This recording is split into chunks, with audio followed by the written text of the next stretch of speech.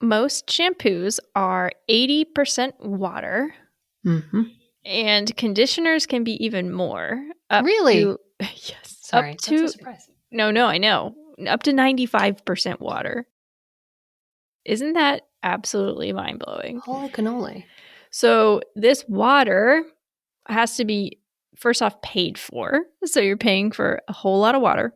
It has to be used, stored, transported, shipped, thus creating greenhouse gases. And shampoo bars are trying to solve for this problem. They are basically like bar soap that's supposed to be formulated to wash your hair. So there's that, but then I learned that there's one easy, free way to make your showers even probably more eco-friendly than using a different shampoo. So we are going to look into whether shampoo bars are worth it. Woo. Welcome to Greening Up My Act.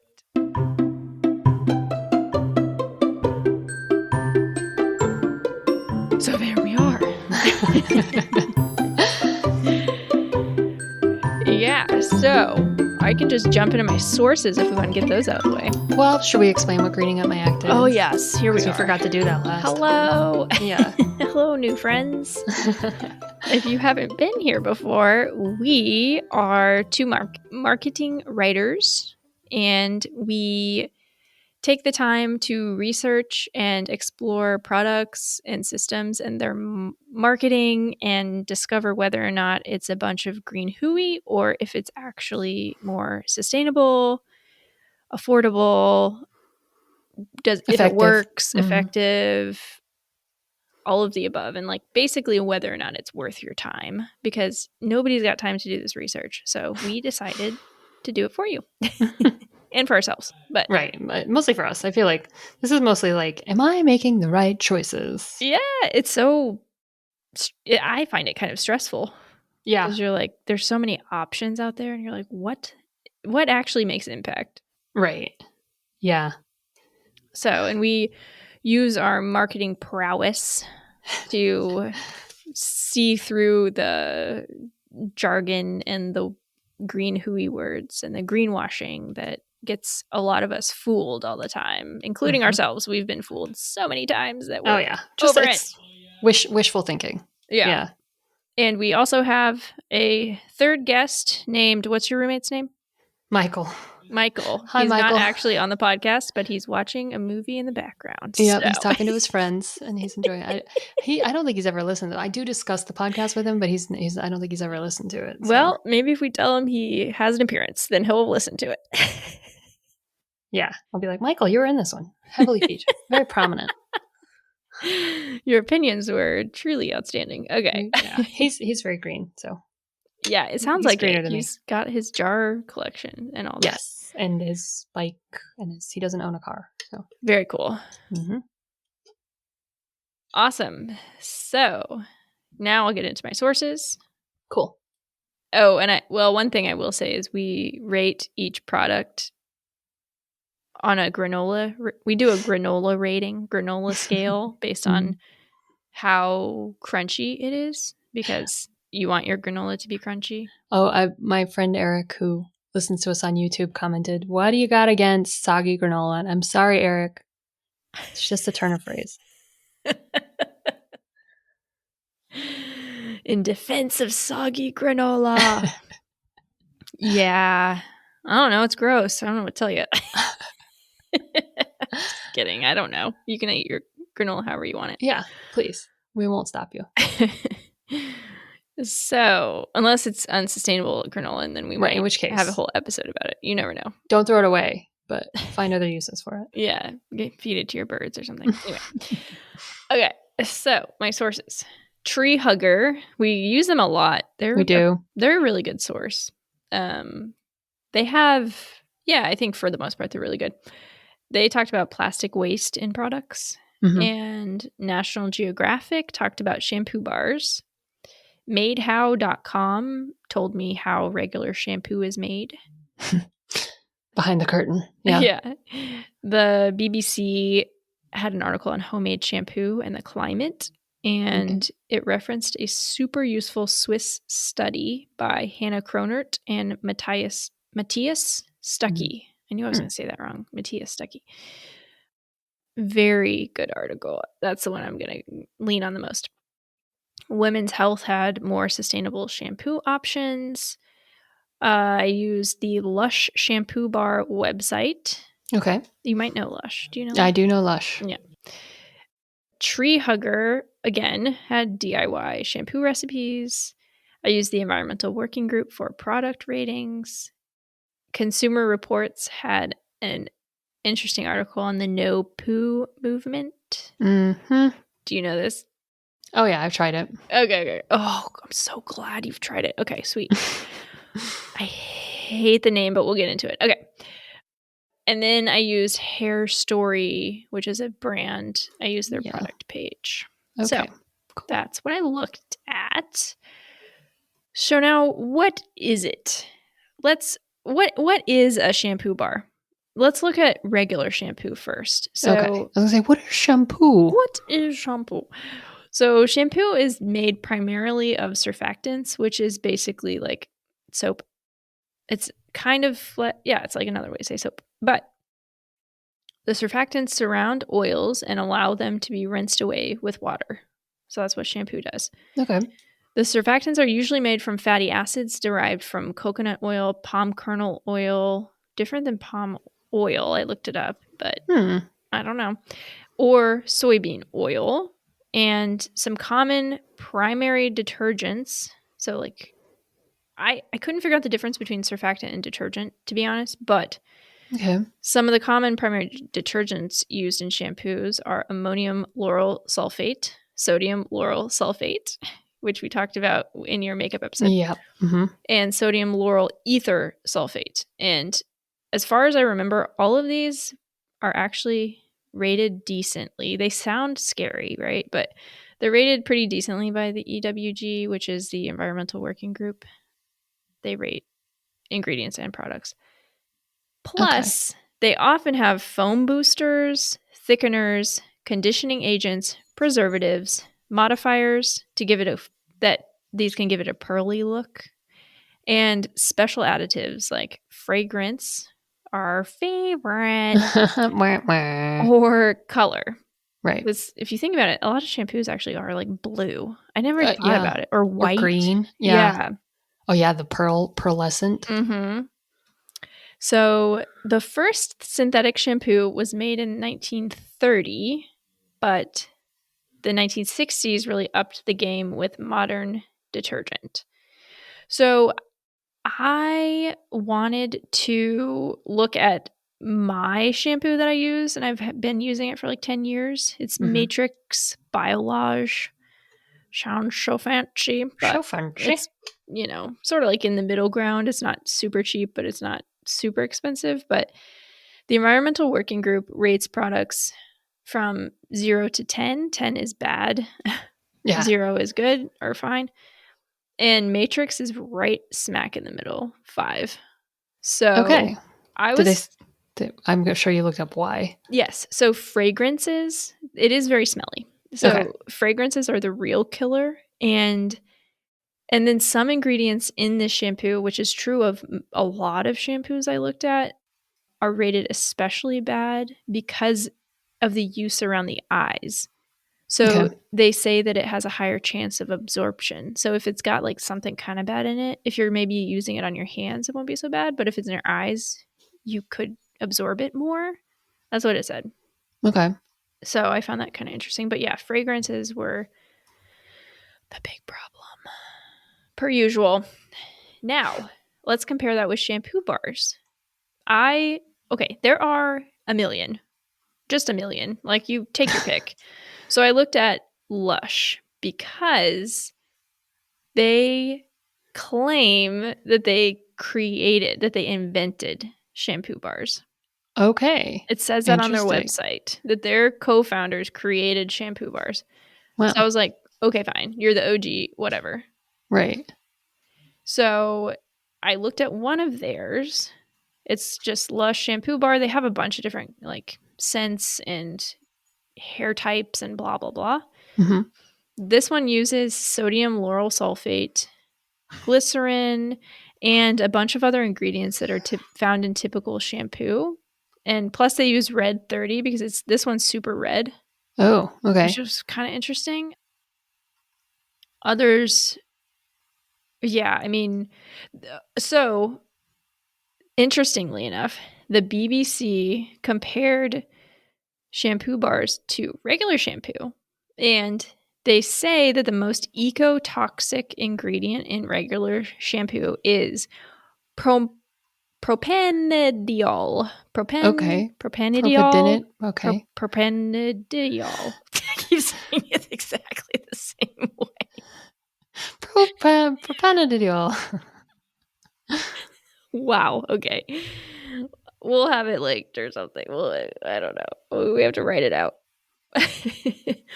So this gives gives the liquid its shampoo texture. So sort of that like thicker, shampoo texture. Mm-hmm. And this can be made from oil or corn, but it's apparently the worst ingredient as far as ecotoxicity that's in regular shampoo. Shampoo bars don't contain this ingredient usually because they don't need to give it a shampoo texture. Okay. They also don't contain large amounts of water. So that's Right. really interesting. Also, shampoo bars are supposed to be super concentrated. So some of them say that they might last as long as 2 or 3 bottles of shampoo in one bar. Okay. Some reviews negate that, but I don't know. That's what they say. So, for each of these products, we like to look at like, does it work? How easy is it to use? How much does it cost? Is it actually eco-friendly? Or is it just really good marketing? So, let's start with, does it work? These next 3 questions are going to be pretty quick because does it work? Well, it depends.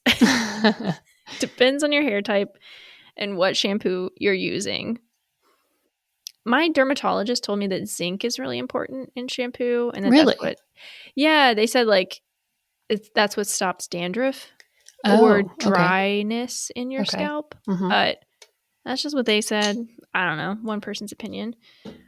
How easy is a shampoo bar to use? Well, it's very easy.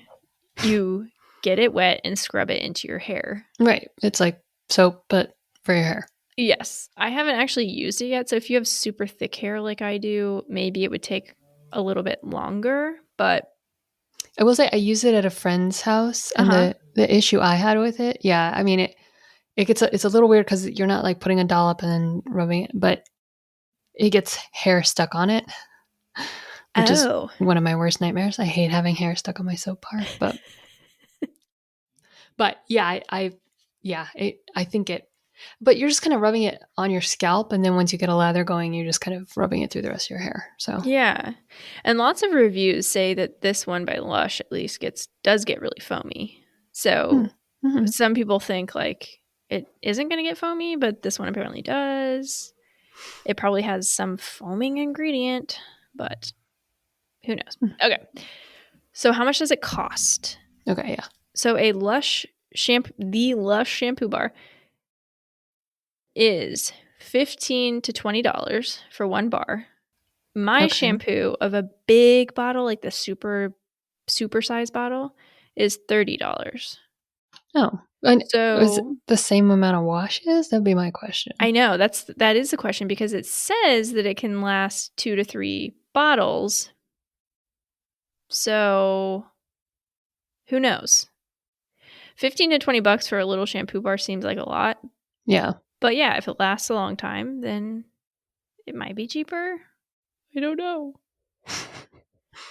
Yeah, it's impossible to say unless we did like a months-long study on it. But so now on to the big question, is it actually eco-friendly? Yes. Okay, so folks in the UK, because again, the freaking UK is the only area of the world that's studying this stuff, apparently. Like, I've used the UK studies for, I think, every episode this season, but good on them. Bad on us, it's fine. But folks in the UK use 520 million bottles of shampoo every year. Wow. Which is crazy. That's a lot. Yes. And most, that's plastic bottles, right? Most shampoo bars come wrapped in paper or cardboard, which is much more recyclable than plastic. Okay. Does take more greenhouse gases to create. Right.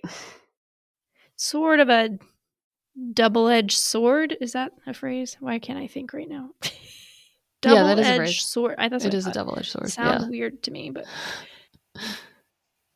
so Tree Hugger talked a little bit about their water usage. When you stop to think about it, this is a quote. They said, when you stop to think about it, much of what we're shipping around the world is water. Whether it's cleaning products or personal care products, these are mostly made of water with ingredients mixed in to clean, moisturize, color, or do whatever task you need. Now imagine if we could remove the water and only ship the additive. The water weight also reduces, or lack of water weight reduces trucking and shipping emissions. So that's a plus. Mm-hmm.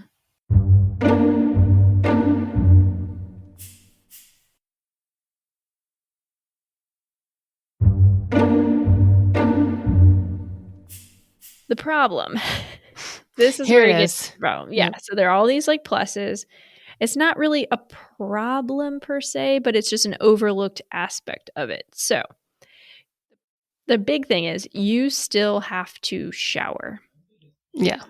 You use this shampoo bar in the shower. And the way that you shower can vary immensely. So, gotcha. Yes. So your environmental impact, this is from that Swiss study that I referenced.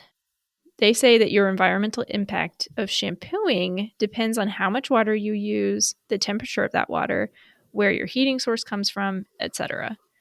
And that, get this, 62% of all the emissions come from your water. Oh my God. Well, that makes sense. Yeah. They looked at shampooing in particular. 62%. Oh, wow. Yes. So in this study, Stuckey, one of the authors, wanted to know if he still wants to know if using a shampoo bar changes shower times and makes them longer. That is a big question. Yes. Yes. So I have a quote from him. It would be interesting to know if using a solid shampoo leads people to take longer or shorter showers with more or less hot water. Mm-hmm. Solid shampoo would have the biggest environmental savings if it would prompt people to use less hot water and less shampoo. That would be an interesting experiment to conduct. Interesting. Okay. Yeah. I hadn't considered that. I know. I hadn't either. I was thinking about like what goes down the drain. Yes. Yes. Exactly. Well, hot water. Well, yeah, hot water does. It's true. Plus, they say, the study says plant-based shampoos are likely to use more land than petrochemical-based shampoos. Yeah, it's another double-edged sword. Mm-hmm. And in the study, they say this fascinating note about essential oils. Oh boy, I knew, our favorite. Yes, I knew that you would love this. Okay. So, quote, while they only account for essential oils only account for a very small fraction of the ingredients, sometimes less than 1% by mass, this is the BBC article, sorry. These two researchers, let me just try again. Okay, let's go back. Jesus Christ, okay. They say, just kidding, not they. Okay. Fascinating note about study. The BBC says while they only... Jesus Christ. This is hilarious. We should have goofy outtakes. We should. Okay. The BBC says while essential oils only account for a very small fraction of the ingredients, sometimes less than 1% by mass, according to Cronert and Stuckey's research, they are one of the larger contributors to environmental costs like land use and eutrophication, which is excessive nutrients in waterways that just really F's with the system. So yeah, we've talked about that. They have like too many plants in them, and it keeps light from getting through to other. It deprives oxygen of fish and plants and whatnot. So I found that really interesting because that is fascinating. They're like just a tiny little sprinkle of essential oils, but they're one of the larger contributors to environmental damage. And which it makes sense because you said you need like what 4 billion roses, right? And like jasmine petals and stuff. Yeah. So yeah, you would need a lot of land for that. Yeah. So, anywho's, that was just really interesting. Fascinating. Because a lot of shampoo bars have. Because they're using oils. Right, because everybody thinks essential oils are better. Yes. So, is it just really good marketing? Dun dun dun. So, Lush markets their products by saying no plastic, no packaging, no brainer. And it says shampoo bars are a great alternative to liquid shampoos, which take more energy and water to create, and they are entirely plastic free. The problem, the problem with this is that the EWG rates many of the 2019 formulations of Lush's shampoo bars. Again, these might be outdated. That's from 2019, so maybe they've improved. But at least as far as 2019, they got a 4 or a 5 out of 10. Which is the same as your shampoo. Same as my shampoo. So the study's conclusion says, if you are keen to reduce emissions from your shower, perhaps it is worth making your own simple solid shampoo. Making your own, right? But an even easier solution, turn down the temperature of the water a degree or 2. No. Yeah, so anybody who likes hot showers. I love hot showers. Well, shit. Fine.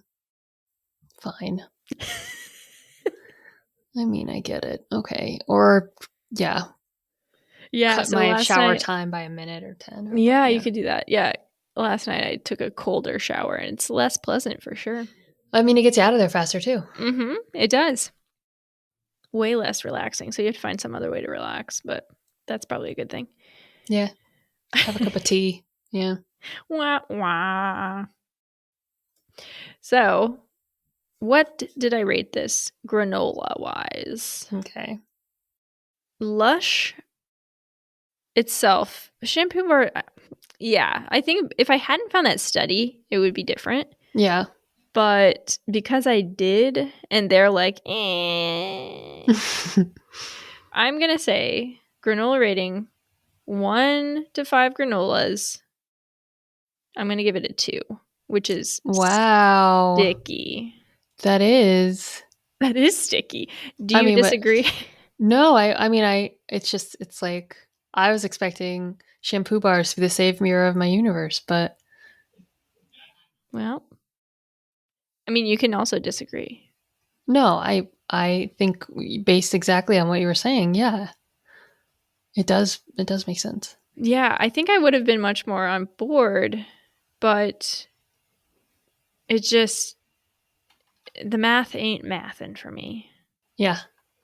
Huh. So. Bummer. I mean, it's great because I can keep using the shampoo I'm using, I guess, but. Yeah. Okay. So let's look into some alternatives. Because there are 2. Did I use 3? Yeah, 2-ish other options you could do. As always, DIY. Okay. So you can make your own shampoo in theory, right? Right. But I tried this, and I used a recipe from Tree Hugger. It had Castile soap, water, and believe it or not, a splash of canola oil. Oh, wow. Okay. Pretty wild. But that was one of the ones that had the fewest ingredients and the ones that I had on hand. So I took my Dr. Bronner's, mixed it with some water, and splashed some canola oil in there. I mean, why not? Okay. And it went about as good as it sounds like it will. So it was surprisingly foamy. That's a perk. That's a plus. But right after I washed it, my hair felt heavy, almost sticky. I felt dirty. I feel like, yeah, that makes sense to me because the canola oil. I actually think it might be the Dr. Bronner's. Oh, you think so? Well, okay. Potentially. Because I had used Dr. Bronner's camping to wash my hair, and I remember it feeling similarly. Okay. Just like not clean. And it's got oil, yeah. Yeah, it was clean, but it didn't feel clean. And so I actually re-washed my hair because I knew I couldn't handle a whole day with it. Because I think it would probably look like I was trying for dreadlocks. That's what it felt like it was going to look like. Oh. Yeah. And plus, you add water to it, so I'm not really sure you're helping because you're adding more. Well, yeah. It was, for me, a quarter cup water, a quarter cup Castile soap. So I'm like, that's not really solving that much. Plus, Castile soap has water in it. Anyway, so maybe it would work for others. I'm going to link these recipes because there's like 4 or 5 of them if you want to try it. You can also, as the study suggested, make your own shampoo bars. Maybe that would be more successful. I don't know. Yeah, interesting. But did you say that you used Castile soap for shampoo? No. Okay. I couldn't remember. Yeah. So the other alternative is to shampoo less. Right. So GQ says 2 to 3 times a week is as much as you want to shampoo, or else you're going to get rid of the good oils in your hair. Or you could shampoo not at all. Mm-hmm. This is the one okay. I tried this. Oh God, I'm so interested. Okay. Consumer Reports talks about the no poo movement. No poo. I hate it. It's Beyond such a gross words. Yes. Like, I can't explain how much I hate, because when I first read it, I was like, are we like a pro constipation movement? Like, I'm so confused. Like, it stops you from going to the bathroom by not shampooing. Yes. And I feel like they're trying to be cute, but they just really. I wish it was like no champ. Exactly. Anything. Yeah. Yeah.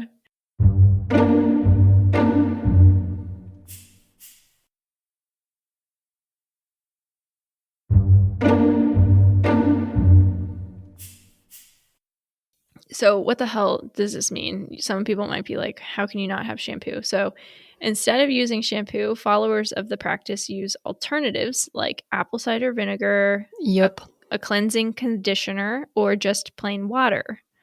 And some people wash a few times a week with these things, or once a month, or I don't know if anybody really doesn't wash their hair. I think they at least get it wet with water. Yeah. But it depends on your hair and what people want to do, how often. It's said to be really especially good for curly hair. Yeah, that's a thing. The curly girl movement is all about like, we wash our hair once a week. Yeah. So apparently it's supposed to be good for curly hair. Yeah. Okay. So when I did it, I did apple cider vinegar, and I would have like apple cider vinegar and baking soda because my hair is just so greasy. My scalp, I have like overactive. I can't, even with when I have curly hair and I have to wash it at least every other day because my scalp just breaks out. So it was just gross. Oh man. How long did you try it? Oh, a couple months, maybe a month or two. I was like, it must be the user error. And it may have been. I may not have been doing it right. But it's like, it's hard because you get like apple cider vinegar comes in a glass bottle, which you don't want in your shower. And like, how do you get it on your head? You need like a squirt bottle. It's just kind of unwieldy. Yeah. You need some of that propendidol to make it shampoo-like. Yeah. Yeah. So this Consumer Reports article did interview dermatologists who do recommend it, which I found really interesting because they say that it can, I don't know if I believe these words, but like balance out your healthy oils, blah, blah, blah. Yeah. This whole like balance thing is very annoying. It's same thing with like natural deodorant. People said that But apparently there's an adjustment period, which you Of probably heard course. about. Yeah. But it's supposed to last between 2 and 6 weeks. And if you don't use regular shampoo on your hair for that amount of time, your oil. So what they say is like you're probably going to be oilier in the beginning. Well, yeah. So okay. So maybe I just didn't get past the honeymoon phase or the anti The honeymoon phase. opposite of the honeymoon phase. Yeah. Yeah. Maybe. I don't know. I have heard people have been successful with this. I don't know anyone personally, so it's hard to say like Yeah. that they're not full of shit, but Yeah. it could be between 2 and 6 weeks where you're super greasy, which is also a pretty big price to pay because what are you going to do? Yeah, I was just going to stay inside for a month and a half. Yeah. So you can also dry shampoo, which gross. I don't know. Gross. I mean, you can use cornstarch. Oh my God. When I was looking at Environmental Working Group, I was like, dry shampoo is horrible. Hold on. We're going to talk about that. I know. That's why I'm so excited for our episode on it, but it was scary. I had to like zoom past it. I was like, I don't want to know. I don't want to know. Don't tell me. So you can gradually transition. So start washing your hair less, or some people just go cold turkey. So yeah, I mean, this is an option. I think it's intriguing. I won't be trying it anytime soon. That's where I'm at.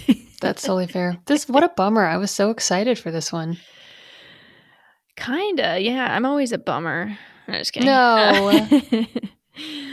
But one note that I wanted to make is that I was reading an article. I think it was the Consumer Reports article. They mentioned this one specific non-shampoo called Hair Stories New Wash, and it's a brand, it's a product, you can buy it. Yeah, I think Jonathan from Queer Eye sells it, doesn't he? Yeah. He likes that. Yes. Yeah. So I just wanted people to be aware that it markets itself by saying welcome to the post-shampoo era. So it markets itself as like a not really a shampoo. And it's something that people use when they want to go no poo. But it also gets a 4 out of 10 from the Environmental Working Group. Oh, so that's the same as your, yeah, it's the same. Only slightly better than Slightly better, yes. Yeah. So, yeah, just watch out for this shit. I don't know. Look up what the Environmental Working Group says about stuff like this before buying into it, because I just kind of feel like a lot of the problem was a lot of the oils that they used were not great, and so like peppermint oil and all this other stuff, and so it's kind of like, yeah, are you really doing yourself a favor? Maybe it works really well, but it's, I don't know. Just think about your end goal, I guess, before deciding. Yeah, and I mean, biggest takeaway is take shorter showers or cooler showers, right? Yes, definitely. So, yeah. Huh. I read, like, I was like, am I really supposed to only wash my hair once or twice a week? And I read another dermatologist who was like, your hair, your scalp is skin. Like, you wash your face every day. Like, washing your hair, cleaning your scalp, especially if you have oily skin or you're sweating, like, you can wash your hair every day. But that's the thing. It's like one doctor will recommend it, one doctor says the opposite. So I think it's kind of like you got to figure out what works for you. But if you're thinking sustainability wise, you don't need to go out and buy a shampoo bar. Right. Okay. No shampoo bars. You can. It's not like gonna hurt anything. It's just not necessarily like, I guess it is using less water and it is using less packaging. But that's a big one for my sister. She gets really upset about, like, she doesn't like the Dr. Bronner's liquid soap because, again, it's just shipping water all over the country. So that would be a big thing. That's why my vote on maybe the shampoo bar would be a little bit higher because, again, reducing that water content. But yeah, I get that. I think if you're thinking of it in a way of like, how can I make my shampooing most sustainable? Then no, this isn't it. It's not it. Yeah. How can I make it a little bit better? Yeah, sure. Shampoo bar. Or like make your own. Yeah, I think make your own is usually what we like. Yeah, but except if it's dishwasher detergent. And I have a feeling that maybe shampoo is similar to dishwasher detergent because everyone's different. Yeah. Everyone's dishwasher's different. Yeah. So, yeah, everyone's scalp is different. yeah, I just think it would be really hard to find that one. And then I worry that people will start buying them and it won't work. And so they'll buy another one and it won't work. So they'll buy another one. It won't work. Yeah, and then just throw out what they have. Yeah, which would suck. But Interesting. yeah. Okay. You know, one time I got sold on from a New York Times article I read about our basic bacterial biome was I had a face spray that was the bacteria that apparently we don't have in our skin anymore because we wash our faces too often. Huh. And I used that for a little bit. But the thing was that, like, I wore makeup and I biked to work. And so, you know, I might try it again sometime if they're still making it. I don't know if it was kind of experimental, but the idea was that if you don't use detergents and surfactants and all of these things that kill off this bacteria, because there is good bacteria on your skin versus bad bacteria, that they'll balance each other out. So that's an interesting. That is interesting. Yeah. But maybe. Yeah, something to Well, they said consider. that same shit about your armpits, and I found that wasn't necessarily something I believed at the end. So, well, yeah, there's so much. Also, probably your diet could affect how you smell, and things like that. So, genetics. Like, your biome is a very interesting, delicate thing. So, yes. But okay, bar shampoo off the list. Well, or not totally. If you want it, I feel like it wouldn't be a bad gift if you're like giving somebody a gift. Well, then you don't know what their hair's like, though. Right. That's the problem. It's a very intimate gift. Yes. So, okay. Well, thank you. Yeah. I do have a quick listener note, though. Dun, dun, dun. Well, it's not a bad thing. No. I wish we had gotta get prepared for the doom of I feel like notes. On like the podcast I listen to, they have like a sound that they play that's like hooray. So yeah. Maybe I'll just put in a break music or something. Hooray. Hooray. Okay. So this is we've mentioned her before, but Susan, her Instagram name is Susan is Sustainable.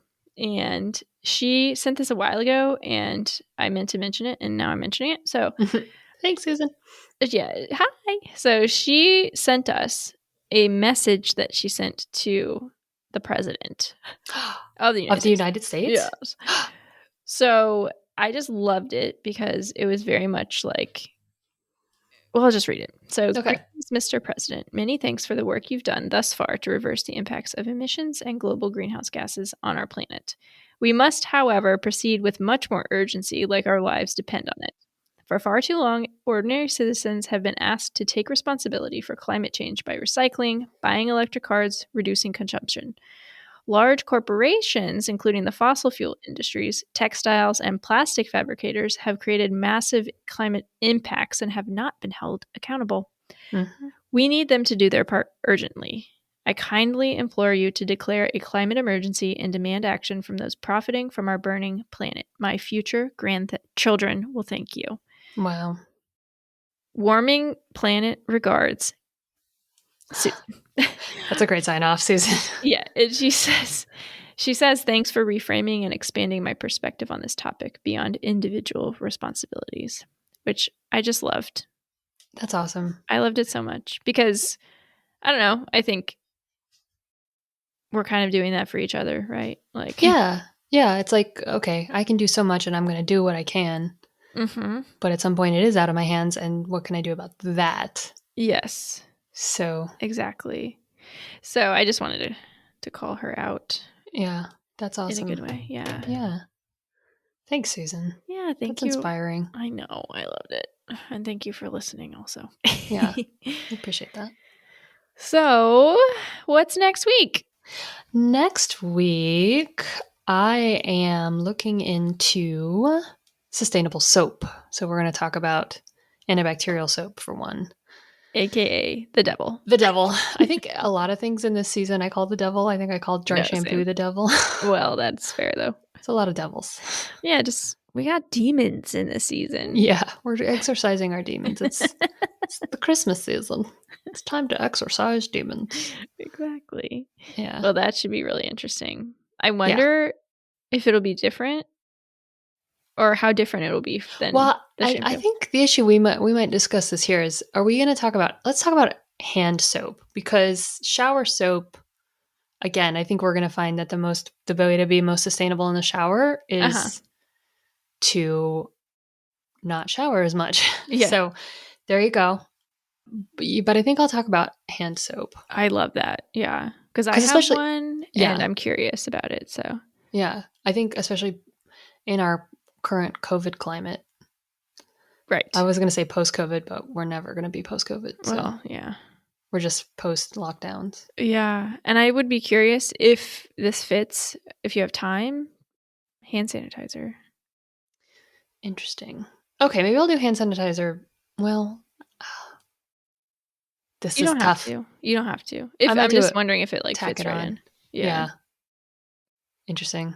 That's a whole can of worms, I feel like. Yeah, it probably is. Never mind. I didn't say anything. Thanks for adding research onto my weekend. Just kidding. Don't do it. Okay. I'll see if it dovetails. Yeah. My favorite word this week is dovetail. I love it. Yeah. Hand soap is plenty, so. Okay.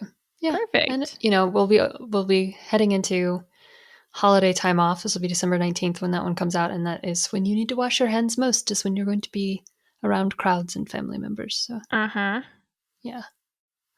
Okay. So that makes sense.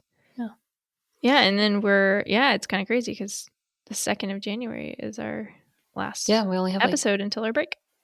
4 more episodes. Well, we have 3 episodes after that. Oh my goodness gracious. Oh my goodness.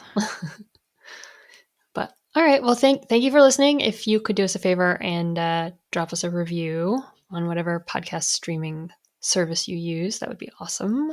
Yes. And spread the word. You can tell your family about our podcast as a gift. Maybe holiday gift. Yeah, that'll be because you owe us a gift. Or it's a great sustainable gift for your family. Is this? There podcast. you go. We come wrapped in a bow.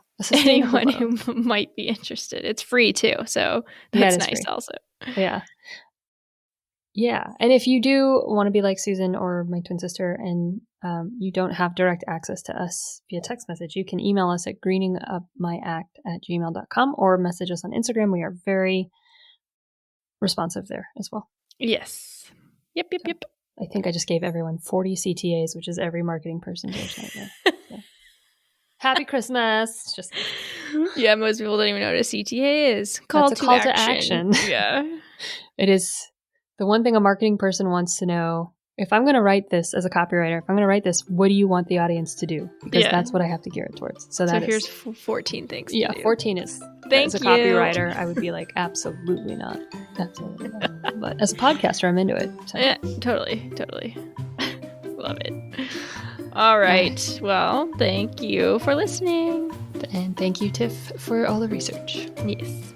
Okay. Talk to you soon. Bye.